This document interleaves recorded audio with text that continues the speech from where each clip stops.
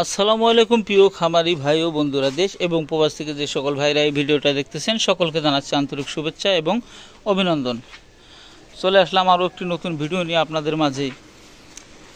সাধারণত বর্তমান কিন্তু যারা আপনার দুধের গরুর খামার করেন এবং বাচ্চা উৎপাদন করেন এবং জাত উন্নয়নে কাজ করতেছেন তাদের জন্য কিন্তু ভিডিওটা স্পেশালভাবে আজকে করলাম। আর বিষয়টা হচ্ছে বর্তমান আবহাওয়াটা কিন্তু আপনার খুরা রোগের আবহাওয়া চলছে।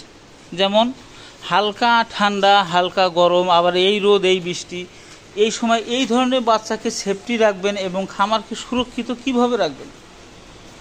সাধারণত কিছু ভাই, নতুন পুরাতন সবারই শিক্ষা, যেমন আমারও শিক্ষার কিন্তু শেষ নাই। শিক্ষার মানে যতদিন বাঁচবেন ততদিন কিন্তু আপনার বড় আছে আর কি। সেক্ষেত্রে অভিজ্ঞতা আমার যা আছে তাই কিন্তু আপনাদের কাছে শেয়ার করি।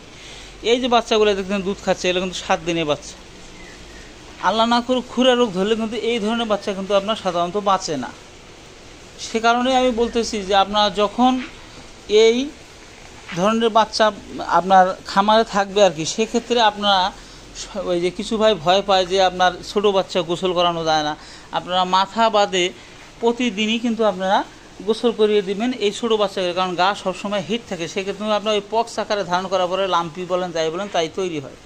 আর সবসময় যে আমরা এই যে পটাশের পানি দেখেন 2 দিন পর কিন্তু আপনারা পটাশটা ব্যবহার করবেন। সেক্ষেত্রে হবে কি, আপনার খামারটা সবসময় সুরক্ষিত থাকবে এবং কম খরচে খামারটা কীভাবে পরিচালনা করবেন এটাও একটা টিপস আছে। সেটা হচ্ছে আপনার যার আছে আর কি, ঘাস পর্যাপ্ত পরিমাণে আছে, আল্লাহর রহমতে তার কিন্তু কোনো সমস্যাই নেই।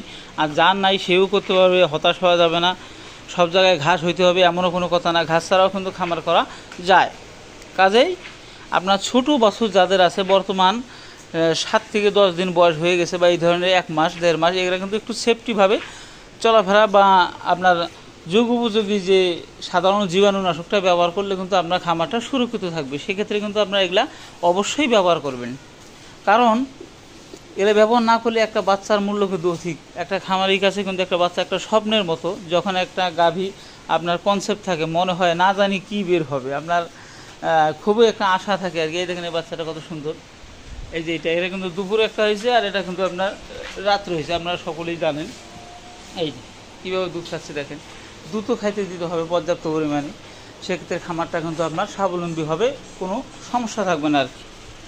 কাজেই নর্মাল কিছু বিষয় যদি আপনারা ফলো করেন, আমি কিন্তু অন্যের গরু ভিডিও করে আপনাদের কোনো কথা বলি না, যেহেতু গরু আমার বর্তমানে এই খামারে কম, ওই খামারে বেশি আছে। আরও সামনে কিন্তু গরু কিনবে। দেখেন বাচ্চাগুলো গরু তো আল্লাহর রহমতে মাশাআল্লাহ ভালো হবে, গরু হিসেবে বাচ্চার গরু ভালো। এইভাবে কিন্তু আপনারা লালন পালন করবেন, ভালো বীজ দিবেন। এটা কিন্তু আপনার আমেরিকান ডেইরিজ এক্স বুলেট এই গরুটা, গাভীটা আর কি, এর বাচ্চা কিন্তু ওইটা। কাজেই বীজ ভালো দিবেন এবং বাচ্চাও ভালো হবে।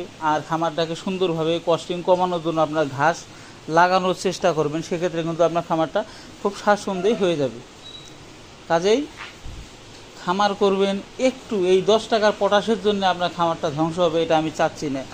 আর আপনারা এই খুরা রোগের ভ্যাকসিনটা খুব দ্রুতই আপনারা দিয়ে দেন। রোগ আসার পরে খুরা রোগের ভ্যাকসিন বা যে কোনো ভ্যাকসিন দিলে কিন্তু আপনার কোনো কাজ হয় না, সেটা কিন্তু আপনারা সবাই জেনেও কিন্তু এই ভুলটা করে থাকেন। কাজেই খুরা রোগের যে ভ্যাকসিনটা আপনারা সকলে দিয়ে, এফএমডি বা খুরা রোগ যাই বলেন না কেন, এই ভ্যাকসিনটা সকলে দিয়ে দেবেন।